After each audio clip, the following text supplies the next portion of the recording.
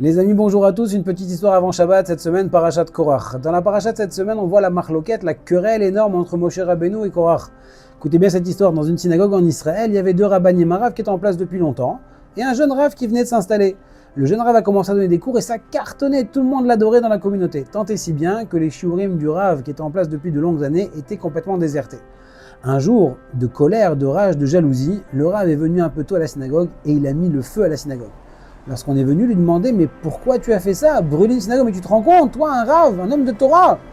Il lui dit « Je ne supportais plus de le voir réussir là où moi j'échouais. » Korach, c'est exactement la même chose. Il a envié le poste que Moshe Rabbeinu avait obtenu par Hachem et le feu de la jalousie l'a brûlé, non pas lui seul, mais avec lui 250 des plus grands d'Israël. Ils ont tous été engloutis par la terre. Eh bien mes amis, on doit apprendre de là quelque chose. La jalousie ne détruit pas l'autre, elle nous détruit à nous-mêmes. On vit dans un monde aujourd'hui avec les réseaux sociaux où on est en train de regarder « Ah, mon voisin il a déménagé, quelle nouvelle maison il a, quelle voiture il a, dans quelles vacances il va partir cet été ?» Bien savoir que cette jalousie-là n'est pas constructrice, elle vient nous détruire. Alors qu'on puisse prendre conscience de cela et se renforcer dans nos midotes, dans nos traits de caractère pour éloigner au maximum la jalousie de nos vies. Je vous souhaite un excellent Shabbat Shalom ou Mevorach.